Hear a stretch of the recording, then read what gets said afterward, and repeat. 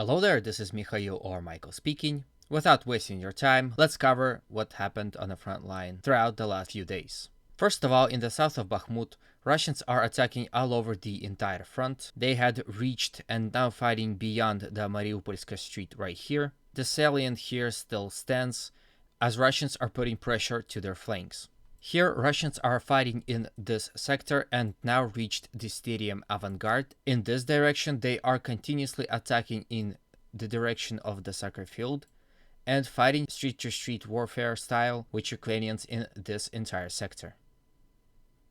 As you can see, Russians are getting closer and closer to the center of Bakhmut, as well as they are getting closer to this sector right here, which I believe will be the hardest one for Russians to capture. If we go a bit down, we see village of Ivanivske, towards which Russians are attacking for some time now. You can see that they had achieved certain territorial gains. Both Ukrainians and Russians are reporting continuous Russian attacks. The Ukrainians have counter-attacked on this sector and stopped Russian advancements on these hills. Russians sustained some damage, but did not break and held this hill. From the information that I get, Ukrainians are very nervous about this highway right here and are throwing more and more reserves to save the situation in the entire Ivanivske sector. Although Russians are stopped here, Russians are still advancing to the Ivanivske village itself. From here we go to the north, where Ukrainians had counter-attacked here and captured several Russian trenches. Overall, Russians were able to damage control it perfectly and did not allow Ukrainians to go any deeper into their front lines. There will be probably a 1 or 2 day delay on this front, but Russians are continuously attacking towards the village of Avdiivka, however with some problems, and in general direction of Grigoriivka.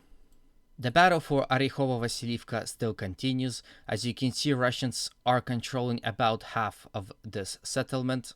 Heavy fighting still continues in this village, and I think the fate of this village will be sealed in a few days or up to a week. From here, let's go to Avdiivka.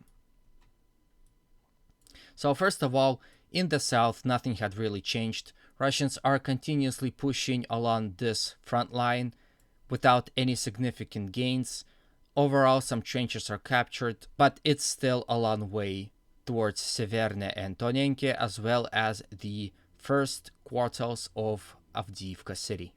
As you can see, most of the success came from the north, where a few days ago Russians had punched through Ukrainian lines. Russians came really close to capturing this settlement, but Ukrainians had counter-attacked and were able to push Russians out. It is now reported that Russians are taking better defensive position here and extending their area of control around this entire sector. Same goes for the Novobakhmutivka village.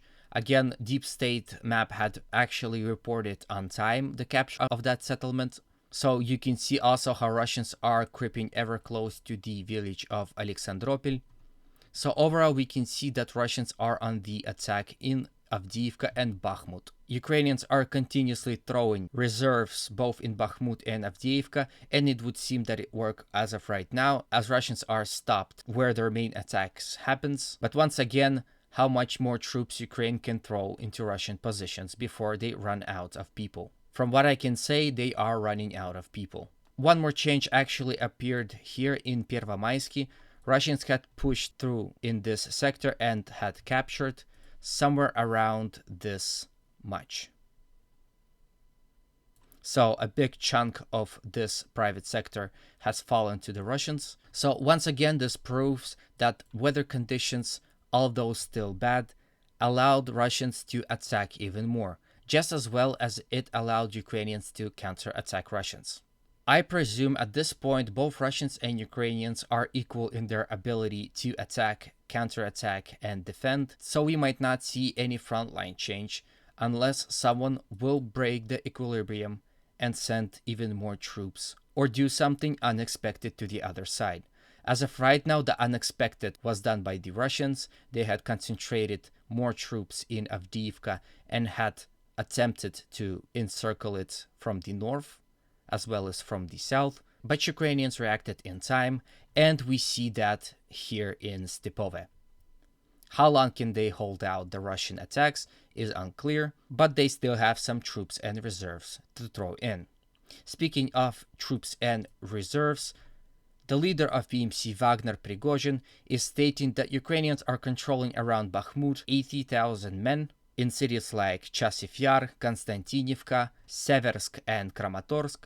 So he is expecting a possible counter-offensive by Ukrainians. Due to the fact that Russians are building defensive positions near Zalyshansky and around it, they are expecting it here. The counter-offensive is logical, as Ukrainians need to relieve Bakhmut from much pressure by Russians. So this is it for today. I hope you liked my video. If you did, please consider liking, subscribing, and commenting. I have to also remind you that I condemn any violence in Ukraine and any war that is happening in the world. And always remember, Russia will be free.